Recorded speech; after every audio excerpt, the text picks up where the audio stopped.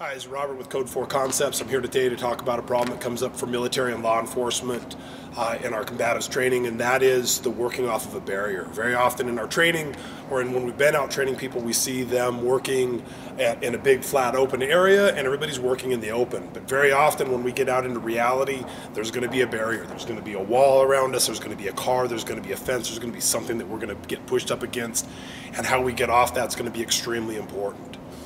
What we find is typically there's very little training on that, or the training is very limited, and it comes down to something as simple as, well, we're just going to push them off of us, we're going to get them away from us, which requires us to be bigger and stronger, which is very rarely a safe bet for most of us, and two, is very ineffective. So what we'd like to do is talk about what we can do and some ways that we can get through that. On this video, we're going to focus on one very important way. So as always, we're looking for simple and effective. And one of the main things that we're looking at is, in simple and effective, is what makes things, especially if I'm not bigger, get somebody able to move. Being able to go to the eyes is going to be one of the most effective things we can do. So to make that happen, we want to make sure that we have our arms to the inside, or maybe our arms got put there anyway. And what we're going to look to do is to get space is getting our thumbs up, finding those eyes. This is something I don't even have to have my eyes open to do. Getting my hands up there, I can tactically feel, get my thumbs going into those eyes, and I want to start pressing and using that to get momentum going back.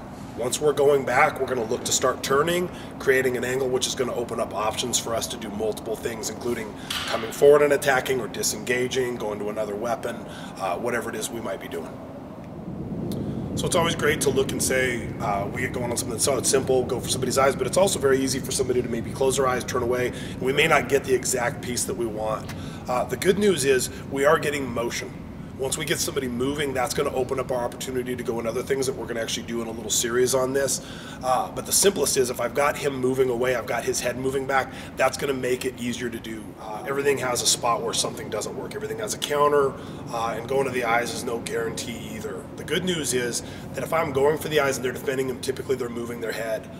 Where the head goes, the body follows. If I get their head moving away, there's some things that we're going to add on where you'll see where we can continue with that, so it doesn't mean that this ends. But we also want to discuss really quickly training safety.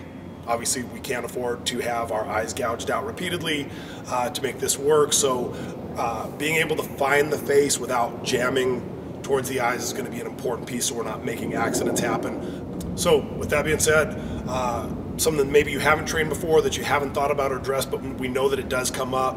Hope that you get a chance to use this and put it into your training. Be safe when you do it, and we'll see you on the next one.